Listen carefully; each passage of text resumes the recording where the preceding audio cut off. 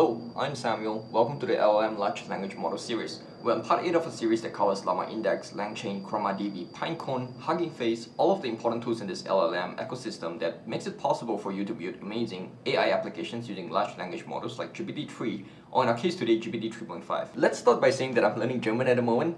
At the same time, I'm also intrigued by Friedrich Nietzsche, a German philosopher who is an influential figure in the history of philosophy. But because I'm very new to the language, I find myself often wondering about certain passages that I've read from Nietzsche, googling for answers, and then finding myself in this rabbit hole of translated information. I tried a few language learning applications, but learning a language can be so much more engaging, at least for me, if I could also learn it from a tutor who is presenting these lessons in the context of things that I'm interested in, for example Nietzsche's writings. The perfect language learning application would let me load in a book or a collection of chapters, then help me understand the topic by answering my questions along with the original language text, and then use it as an instructive opportunity to teach me the language. And since the perfect AI tutor app doesn't exist, I thought this would be an opportunity for us to just build it out ourselves. By the end of this video, I can ask my AI tutor questions in English or in German, and it will help me understand the text in the context of the original language, Deutsch, and help me learn the language at the same time by providing me with a translation, along with some educational guidance on the grammar and vocabulary.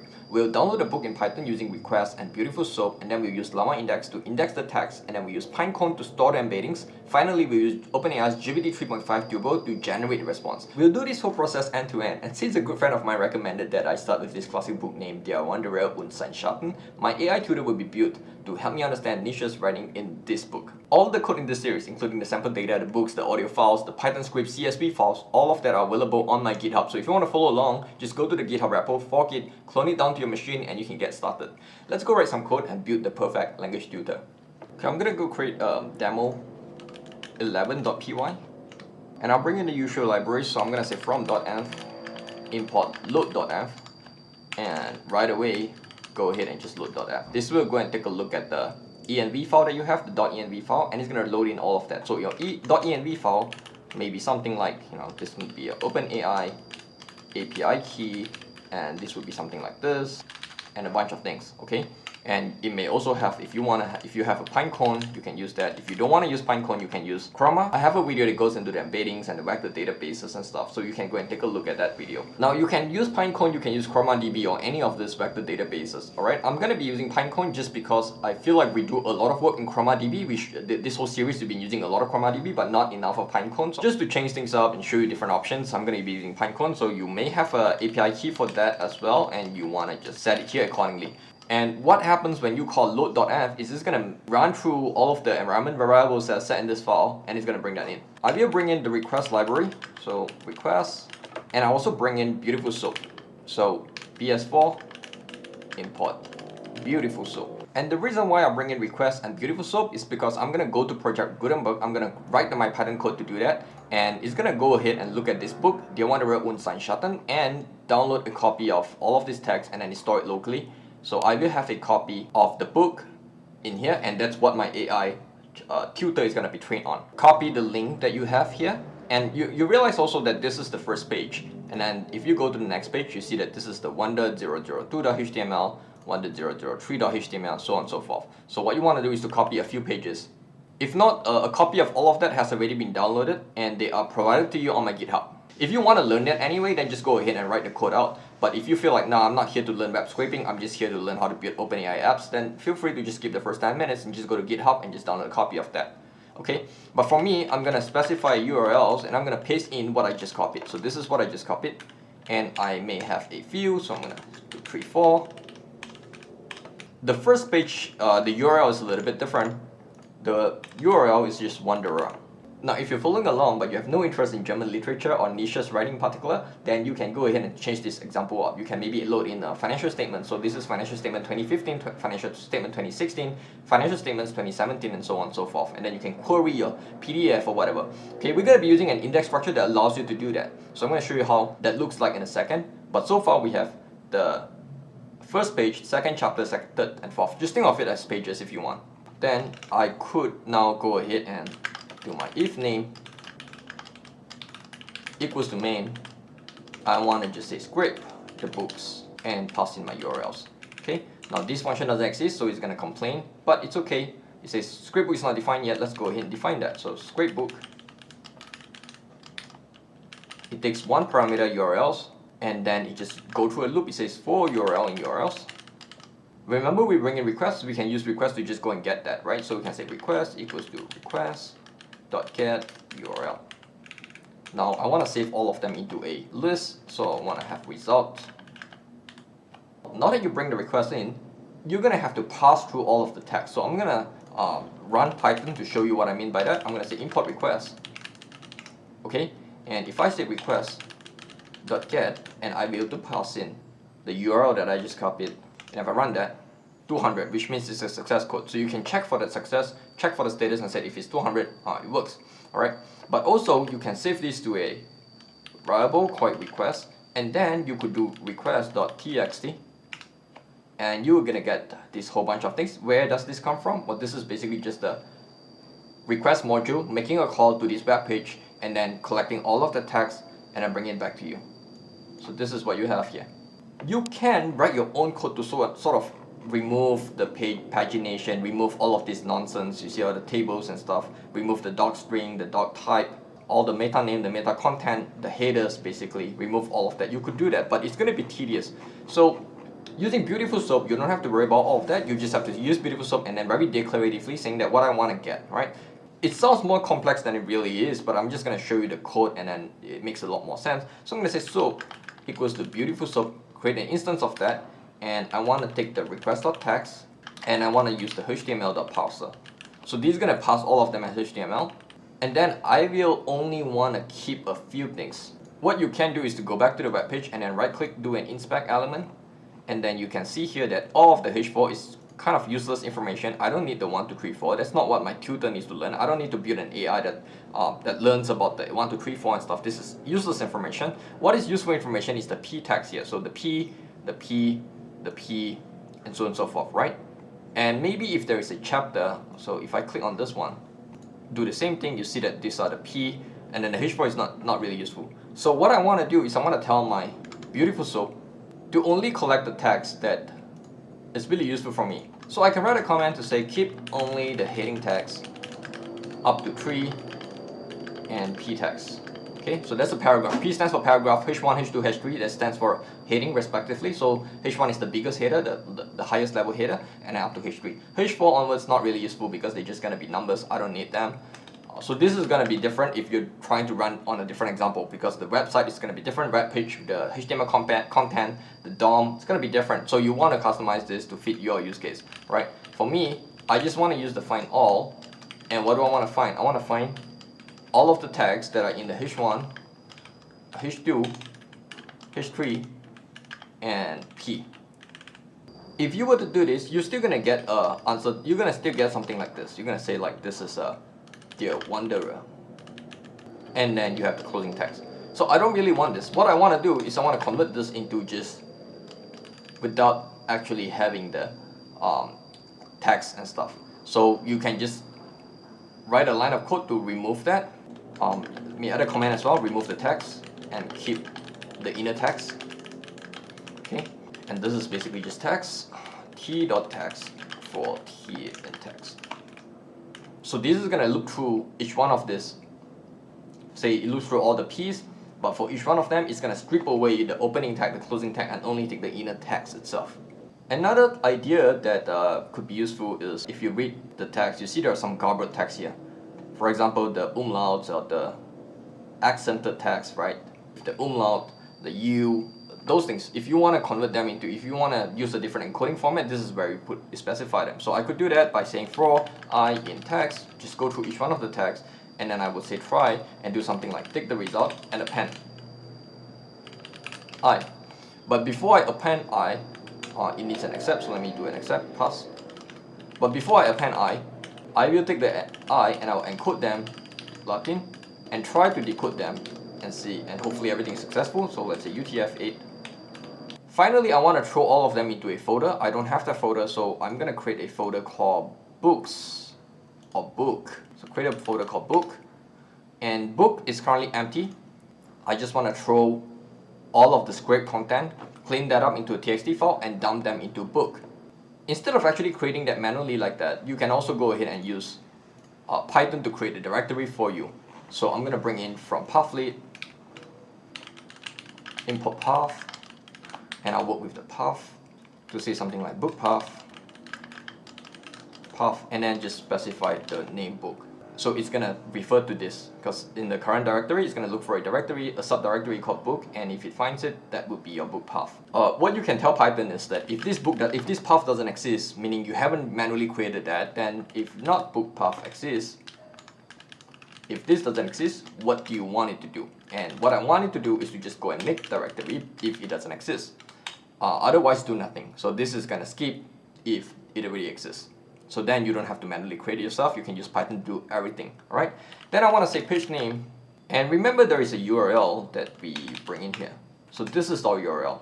If you look at the slashes that separates them, I want to take the last part of this. So I could say URL.split and then take the last element. So you put a -1, that's basically just going from behind, that's taking 1.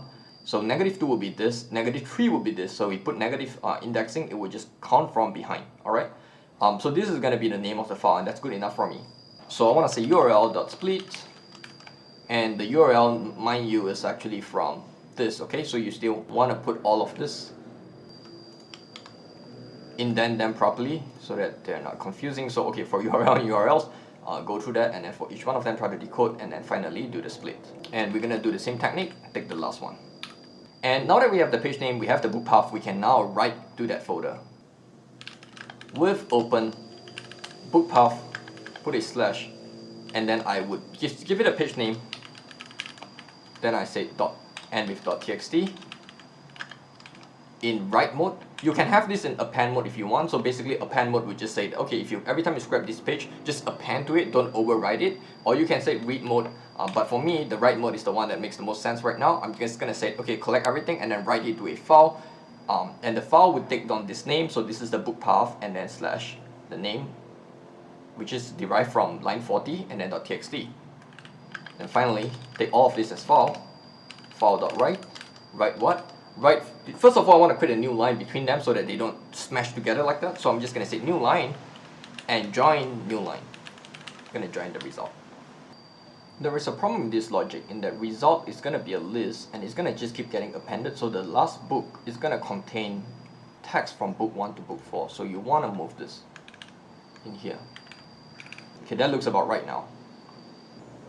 But really, there's only one way to find out. You can either write test, we just run it really quickly, Python demo. Okay, so there is the book, it's currently empty. Let's run this, work on LLM, clear the screen, and then run.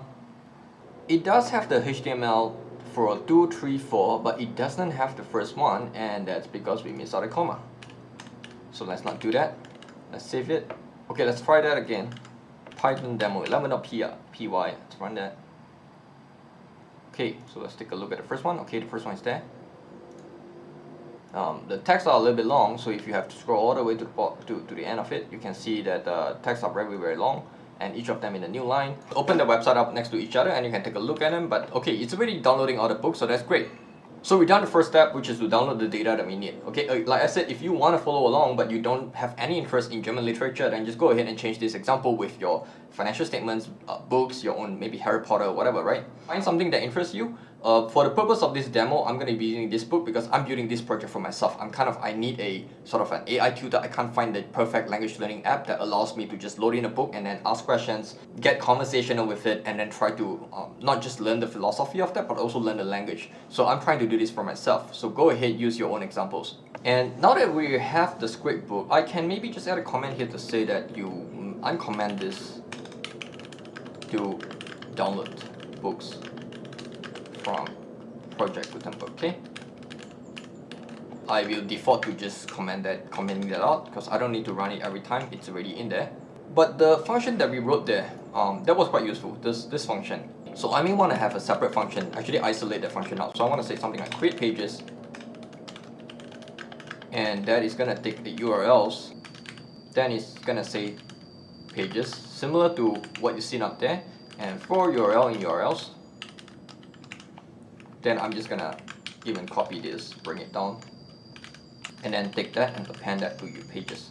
So that's just gonna create a list of all the different sort of names, right? Create the pages names for me. Finally, I want to return the pages, so I can have pages create pages URLs. And this is useful because this is assuming books have already been downloaded,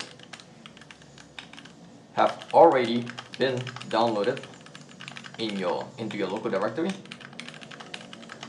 right?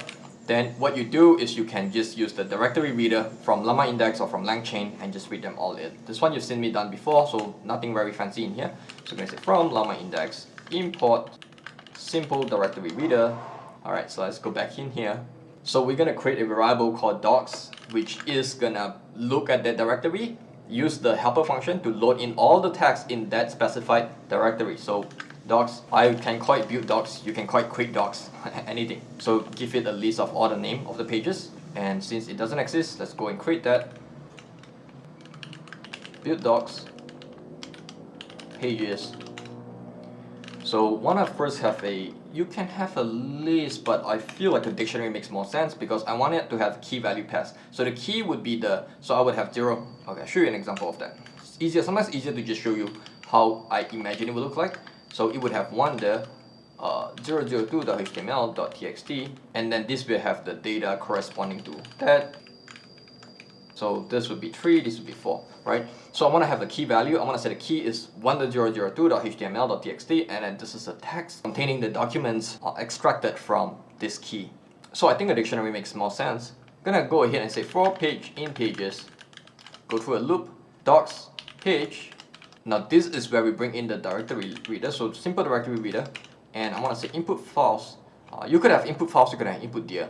So for me, I just want to input this particular files. Input dir would just bring in the whole directory, but here I want to just load in this one because this is the key value pair correspondence. So input files, I want to bring in book/page.txt. Okay, so now it's going to create the key value pair for me if I load the data using the load data method, then return all the docs for me. So now I already done the first step and the second step of the pages, and I have the docs. Just to make sure everything works out, I'm gonna go ahead and just print docs.keys and just save this. Remember, docs is nothing fancy, it's just a Python dictionary, okay? This is our Python dictionary, and we're just saying that for each of them, create a key, create a value, create a key, create a value. Do it how many times? Do it 4 times. Why 4 times? Because this is the length of the URLs. That's it, nothing fancy. So I'm gonna save all of this, run through this, make sure everything works. And thankfully we did, because we can see something is wrong because we didn't use the page name at all. And that's because we just need to fix that. And while you're fixing that, also try to fix the equal sign here. So instead of so this is a very amateur mistake, very shameful moment. Save everything. Now let's run again. Python demo 11.py, fingers crossed. Bam, there you have it. So we have the dig keys, and the dig keys have the 4 of them. Each one of them would point to a certain value, and that value would just be the directory reader. Okay, cool.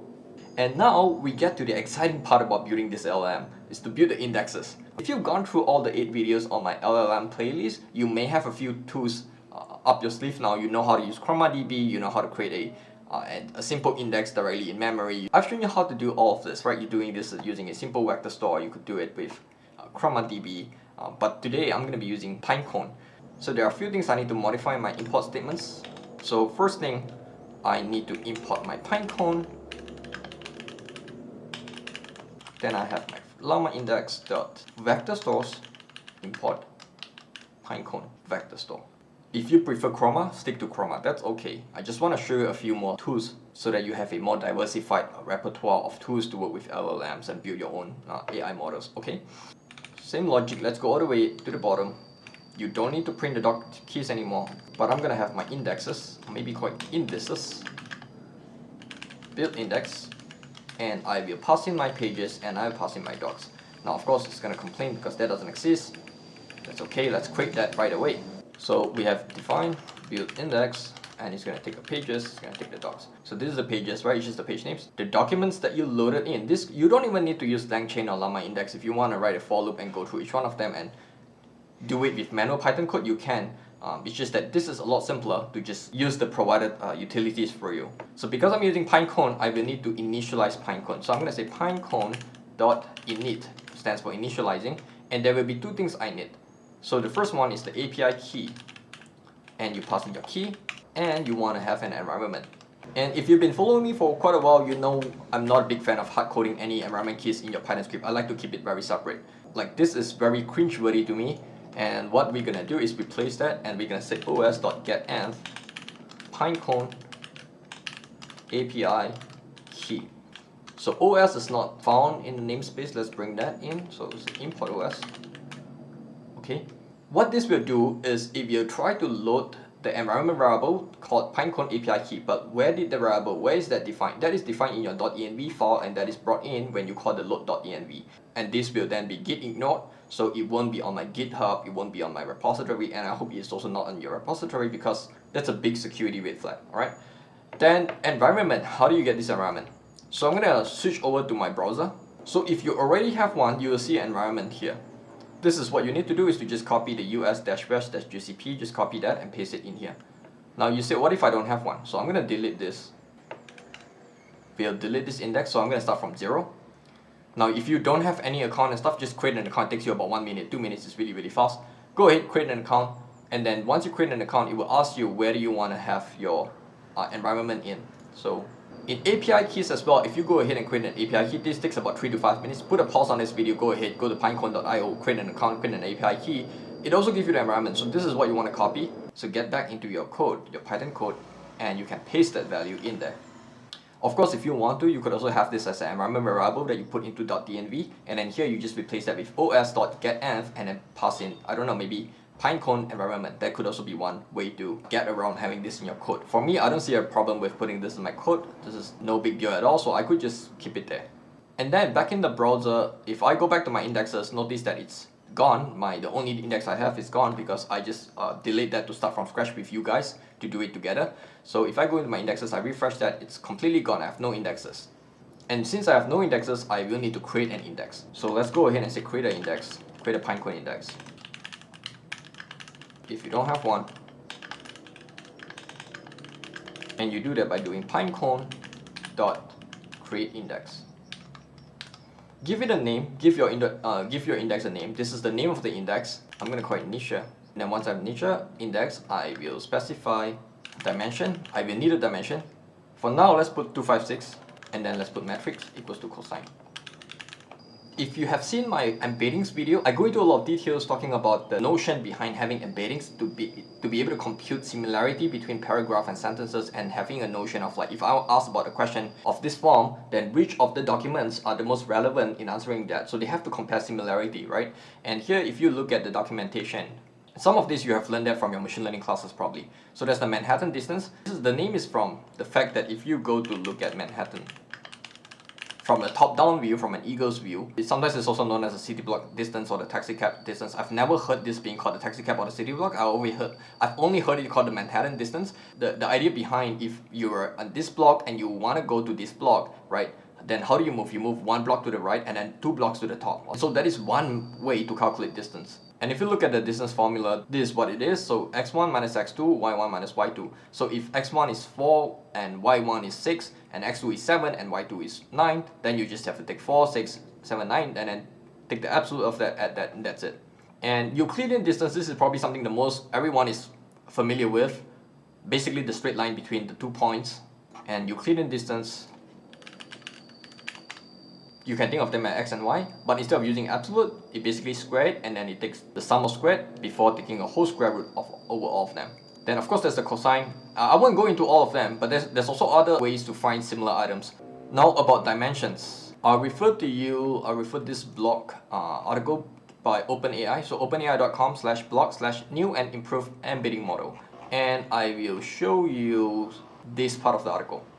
So there has been a few improvements since the early days of, we are still in early days, alright? But now, the contact length of the new model is increased by a factor of 4 from 2048 to 8192, making it more convenient to work with long documents. That's one. Now this is what is interesting for us. The new embeddings have only 1500, so 1536 dimensions, which is 1/8 the size of DaVinci 001 embeddings, making the new embeddings more cost effective in working with vector databases. So, and also there's a reduced price, which is always welcome, right? We have reduced the price of new embedding models by 90% compared to old models of the same size. The new model achieved better or similar performance as the old DaVinci models at a 99.8% lower price. So there's a lot of good news here. So what I want us to do is to take the new dimensions 1536, so 1536, do a copy of that and go back into our code and then modify this dimension to fit the one from OpenAI. Okay, the old model is 12,288. There used to be a lot more dimensions, a lot more heavier. If you're running this on your own cluster, on your machine, it's going to cost you quite a bit. But thankfully the new update, this is 1536. I'm going to add a comment here to show you. Paste this. And with this index that you created, you could do things like insert and remove an index, you could check the statistics. So these are things you could do with it, right? You could go ahead, give it, maybe assign it to a variable first. So Pinecone _ index, give it a name. And you can go ahead and say Pinecone index. You can insert some stuff, you can upsert. Upsert is like you either update or you insert. If it doesn't exist, then just insert. If it exists already, just update it. And give it a name. Give it some value, this is your embeddings basically. You can have your embeddings in here. You could ask your script to describe the index for you. You could say Pinecone index, describe index stats. And so of course if you did the upsert correctly, then your index stats, you're gonna see there is one key value, right? Then if you don't need it anymore, you could have Pinecone index and you just have to do a delete index. Just like this, right? I'm gonna comment this tree out because we're not really gonna not necessary. It's just nice information to have. These are things you could do. These are operations you can do on your Pinecone index. And at this point, I think we should go ahead and create our context. So let's create our context. Maybe a better thing to do is to just build it out into a separate function as well. So let's do that. Let's go to the top and do our imports. So I have my LlamaIndex here. I'm gonna need a few things and they're gonna be long. So I'm gonna put them into each of its own line. I want my LLM predictor. This is something you've seen me use before in other videos in the series, so nothing new for those of you who have been following this journey. And then there's a service context. I'm gonna try a few models, but the first thing I'm gonna try is to bring in Chat OpenAI. So for that, I'm gonna import that from LangChain. I'm gonna say from LangChain.chatModels import chat. And you can see here before I complete that, because this is a chat model, all of these are gonna be chat something. So this is a chat around Anthropic's large language model. This is a chat around Google's Palm Chat API, and this is the one around Chat OpenAI. Now they all need different API keys. So for example, Chat OpenAI, you will need to have the OpenAI API key set with your API key. If you want to use the Google Palm, you also need to set an environment variable, but it will gonna be Google _ API _ key, and Anthropic, same thing, you need Anthropic _ API _ key. Now I'm gonna be using Chat OpenAI. Go back into our code. Now I need a context. So let's define build context. And whatever this context is, it's gonna be wrapped around the LLM predictor. So I need a model name. So I'm gonna say that whatever you call it with, whatever model name you specify to it, go ahead and just wrap it under LLM predictor. So you can call it LLM, you can call it LLM predictor. It doesn't matter really. I'm gonna say LLM predictor, and I have my LLM, and this would be my Chat OpenAI. Temperature, you could have this between a value 0 to 1. 0 would be something more deterministic, and then 1 would be something more, it would try to be more adventurous. I'm gonna try 0 right now. I don't need to be adventurous, I just need to do its job. And model.name, model _ name would just be whatever you pass it. Okay. Then I will return service context. This is something you've seen me done before actually in other parts of the series. You've seen me use very similar technique. In fact, if you refer to like the earlier demos, maybe demo 9, you will see me do this LLM predictor LLM, and then this I pass in a local offline. This local OPT is running on my machine. This is offline. Then I say service context and basically create a service context for it, right? So this is something that you've seen in other videos in this playlist. But basically the idea is to just create a service context that you can pass into it. So we move back into our build index. Right around here, you want to say service context, build context. If you pass it a name, it will be specified in here. Then this whole thing will be wrapped under LLM predictor. Right, this is exactly what we want. So let's try the first model. Let's try GPT 3.5. If it doesn't work, if it's not good enough, we can try something else. But GPT 3.5-2.0, this is probably state of the art right now. So let's just keep it there. Now remember how we built out these indexes by doing the for loop. So now we want to just say, okay, if you give me a list of all the pages, I'm gonna loop through these pages, and for each one of them, I'm gonna do an addition to add them into my final page index. So let's create something to hold all of that information. You can say page indexes, just a dictionary. Then you go for page in pages. Pages is whatever it is specified in here. You want to do a bunch of things, but in the end, you want to say page indexes and here is your vector. Okay, this is your vector, right? So to create these vectors, I will again need something else. So let's go all the way up to the top again. So right after service context, let's bring in GPT vector store index. Hit page down to go back to wherever you left off. Then you have your GPT vector store index from documents.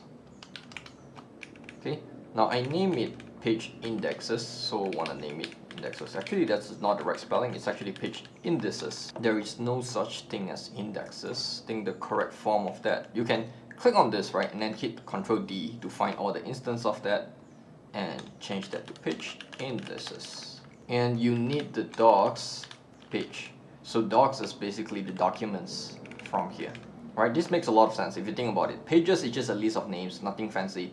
This is pages, right? Wanderer 1.002, 1.003, 1.004. You use this list, you look through them to create the keys, and then you use this to create the value. Now docs, where did docs come from? If you look at the build docs, it basically just do a simple directory reader and it just read that text from the directory, and so you read them in, you load the data in there, and so Wanderer would then have the data map to this. It's kind of a dictionary. 1.002 would have this, 1.003 would have this, and so on and so forth. But notice that this code here doesn't actually use anything in Pinecone. These are all the Pinecones up here, right? The pages, the Pinecone.init, and then there's a Pinecone create index. You can upset, describe, delete.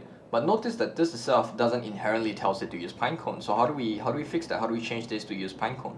So the solution is in the Pinecone vector store that we bring in right at the top. So when you look at the Pinecone vector store, this we haven't actually got to use it. So this is where we actually use it. So let's go ahead and bring in Pinecone vector store. So create a variable called vector store, and we'll do this vector store, and we say Pinecone vector store. It needs the index. This index is whatever you created, which is here, this one. Of course, if you already have that, you don't want to create a new index, then your code would just be Pinecone index would just be Pinecone, find the index with the name, and in this case here is Nietzsche. Now in our case, we don't actually have an index, so if we go in there, there's completely empty. So we want to use Pinecone create index to create an index, name it Nietzsche, and give it a dimension. This dimension, we already explained all of this before. But if you already have one, then you just have to replace this and just do this. You can also do a try catch. You can say try to first get this index called Nietzsche, and if it doesn't exist, then go ahead and do a create index. You can also do that. But right now, let's just stick with the create index. And since I name it Pinecone underscore index, I want to pass in the same thing. I also want it to have some metadata, and in this case, it would just be, I'll just name it page. Later, I can fix that, okay? So we just name it page. Just a reminder, this page comes from here, which is to go through each one of them. So page would be wanderer.html, 1.002.html, just add a metadata to it. So I can later on use this to filter. I can say, okay, find me, answer this question, answer my question, but look only at the financial report for 2025 or 2021. So let's say I have a whole index store that comprises of, let's say, 1,000 PDF.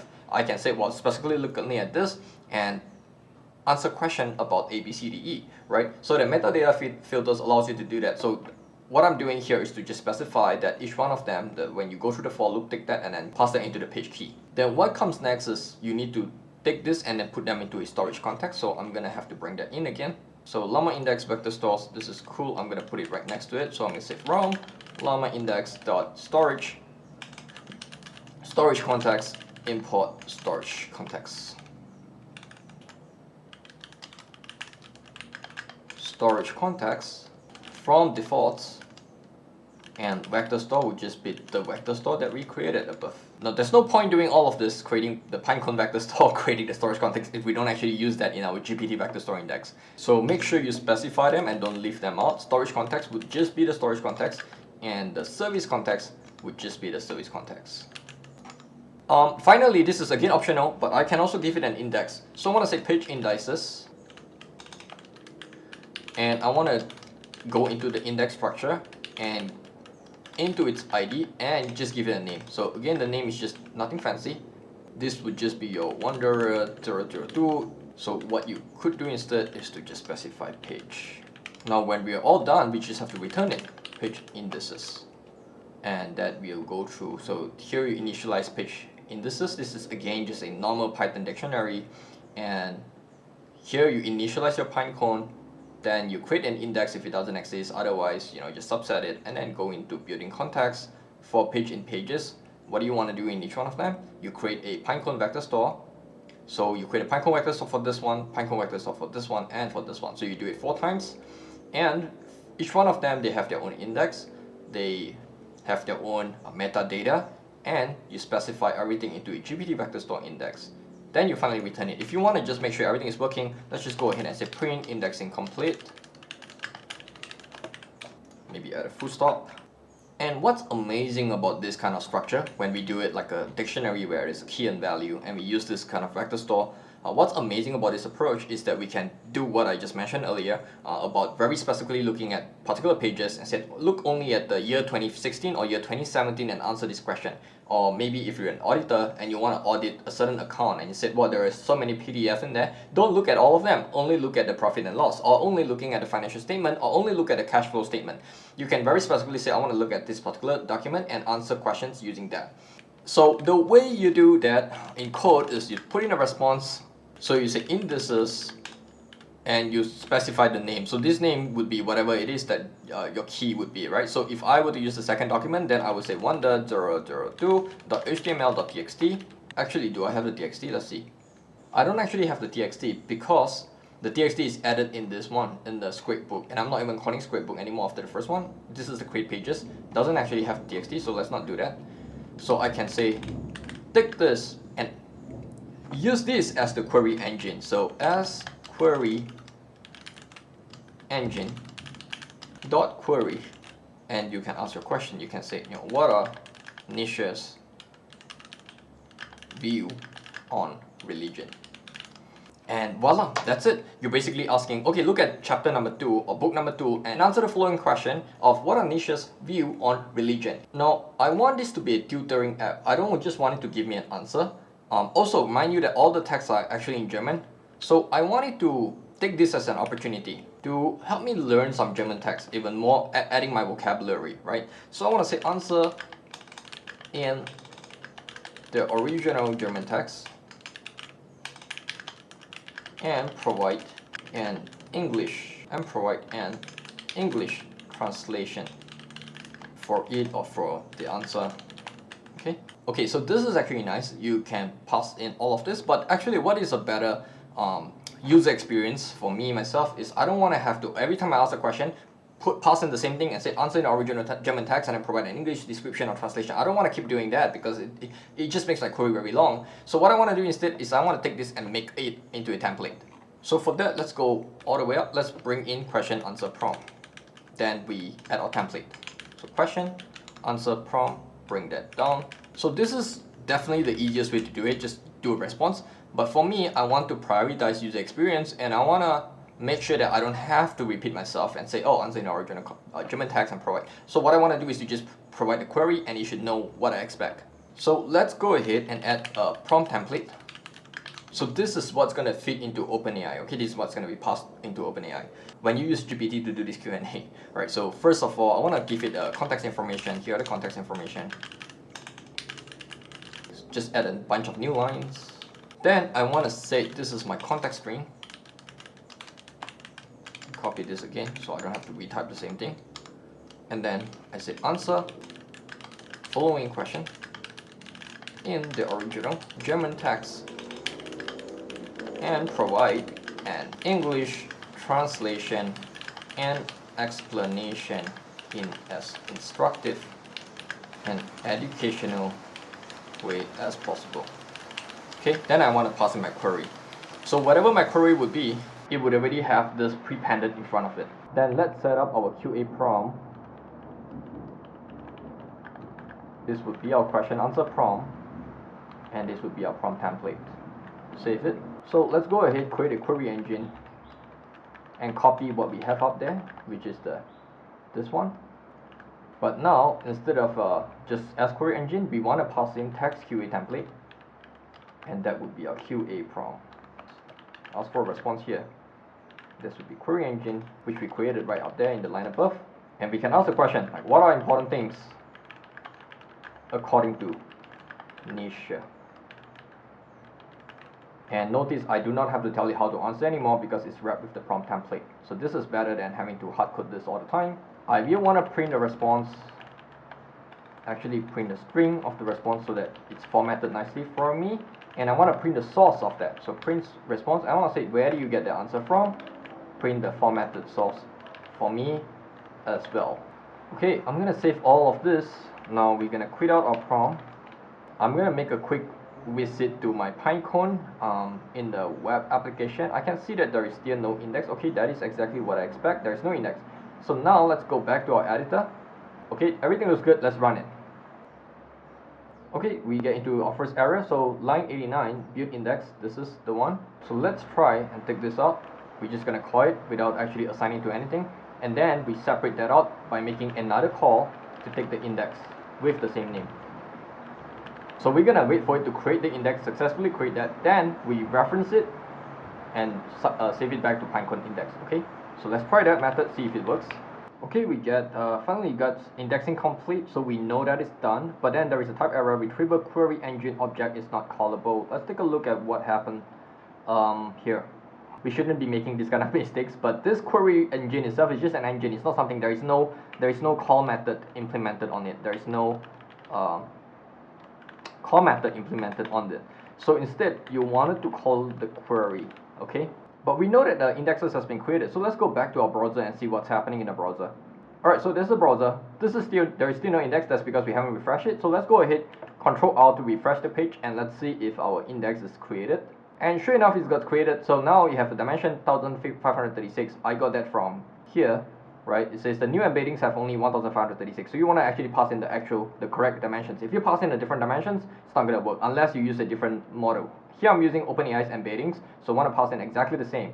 And you can now click into it, and you can now do a bit of upsert, query, update, fetch, delete, all of those things. You can look at the curl command to try and simulate that, adding a embeddings, for example, and copy this, paste it into a terminal. I'm not going to do that. I'm going to go back to Python just to show you that it has already been created. Okay, let's go back to Python. Now, if I were to run it again, I don't want to keep on creating this Pinecone index. I'm going to just remove it. Now, if you were to run this, it's going to go ahead and just recreate your whole embedding. So you don't actually, probably don't always want that. So you could go ahead and import another one here. So this is the download loader. You can have your Pinecone reader, and you ask it to download the Pinecone reader. Then you have your reader. This is your Pinecone reader. API key is going to be the same as the one at the bottom. So this is the one, so you just copy these two. Then you can have your docs from Pinecone, reader.load data, give it a name, in our case, Nietzsche. So this is probably what you want to be doing, alright? But anyway, it's already done, so let's save it. Let's take a look at what is being returned to us. So we asked about the question, and let's remind ourselves what question we are asking here. So the question is, what are important things according to Nietzsche? And because we gave it this prompt template, we asked it to answer the following question in the original German text and provide an English translation, and to be instructive and to be descriptive, right? So here, it gives you the answer in original German. Nietzsche argumentiert, dass eine erheuchelte Missachtung. And Missachtung, basically if you translate this, it says Nietzsche argues that there is a hypocritical disregard for the things. Dinge is things, and then so this is a hypocritical disregard for the things that are actually most important to people. And it gives you the original German text, and it reads that from where? Reads that from 1.002.html, right? So it gives you the original text, and you learn. I mean, I love to learn this way rather than learning. Okay, this is an apple, and then learn how to say ABCD 1, 2, 3, 4. This is much more engaging, right? You can read, you can learn a little bit about his philosophy, but you also learn how to really understand that. Not just in the original German text, but also the translation. So he argues that there is a hypocritical disregard for the things that are actually most important to people, the closest things. He criticizes the idea that one only eats to live as a cursed lie, and claims that priests and metaphysicians have accustomed us to a hypocritically exaggerated language on these topics. Instead, one turns away from one's intellectual and artistic seriousness and lets habit and frivolity have an easier victory over the thoughtless, especially over the inexperienced youth. And now he gave us an explanation, and all of this is because of how well we set up our prompt template. So according to Nietzsche, important things are not just abstract concepts of ideas, but also the closest things that are essential for human survival and well-being. He criticizes the hypocrisy of society that claims to value these things, but does not give them the attention and reflection they deserve. So at that time, in the context of the history, right, we idealize the idea of like a higher being, or the ideals, or those things, the more intangible, the more concepts, idealisms. But he argues that the true value lies in recognizing the importance of these closest things and giving them the same intellectual and artistic seriousness as other abstract concepts. Then he gave you a source saying that this is pulled from this document, and you can read more from here, and that's great. This is kind of this is the AI tutor that I want, but I don't want to pay a lot of money for it. I don't want to have to download a bunch of apps, run a bunch of translation. I just want to be able to query that. And now you can make this into a nice web application, or you can make this into a CLI tool that allows you to just interact with it, right? And I will just try to show you what happened without the prompt template. If we write a question without the prompt template, for example, if I think indices is there. Yes, it's there.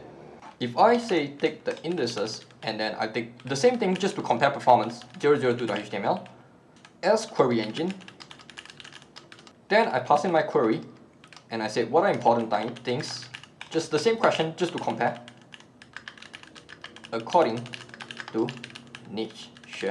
I will need to, actually let's fix the name there, forgot to miss Nietzsche, and then let's put response to,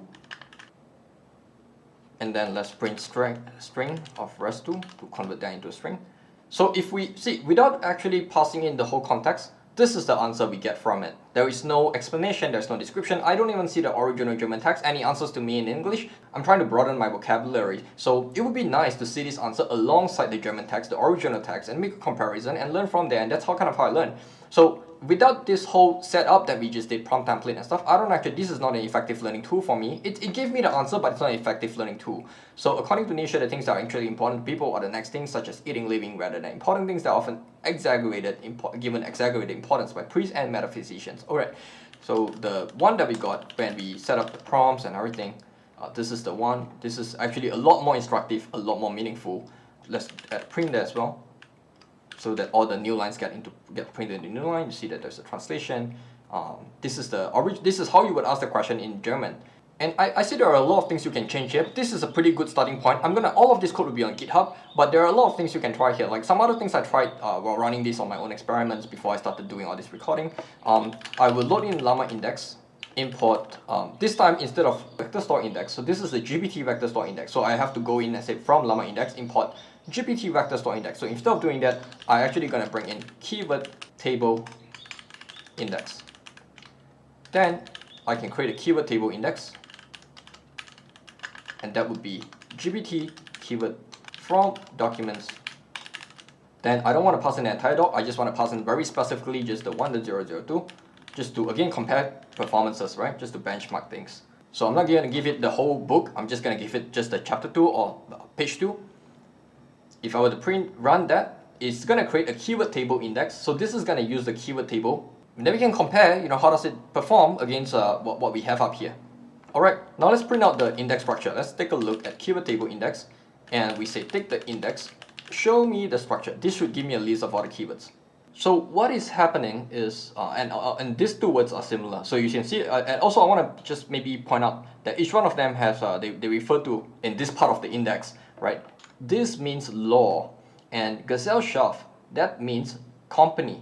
So you see that they're located in the same location of the index. You see that the 0E35 compared to 0E35, and if you compare that to like AE1AC, they're different, right? I could also create my own query engine. This is keyword table, so KT. Then I have my keyword table underscore index as query engine. Then I have my response tree. This is the third response. I will have my query engine KT query. Now, if you want to compare performance, then you would. So if you want to just paste in the same question, you can do that. But let's maybe pass in a different question. Let's say, what is knowledge to Nietzsche?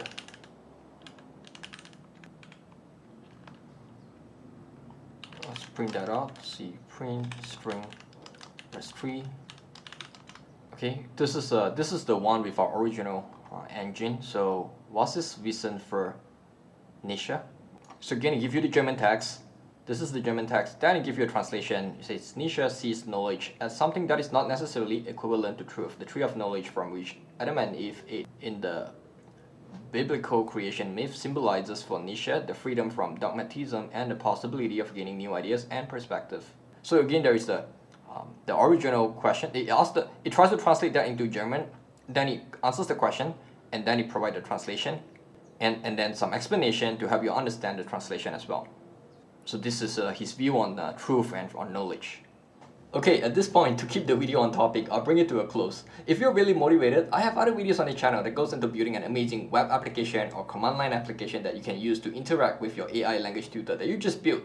Alright, you can just type this into a web application, type it into a terminal. I'm not going to cover this in this video, but I'll link to those videos in the description below, so go and check them out. When I'm done recording and uploading, I'll continue building that into a CLI tool that I can alias into my terminal or maybe build it into a web app running on my home server. I won't include them to keep the video reasonably on topic, but if you'd like to see my CLI building process, go check out my past videos. And that's all I have time for today. Time to go back to learning A1 German and reading Nietzsche. So I hope you enjoyed this video, and I'll see you in the next one.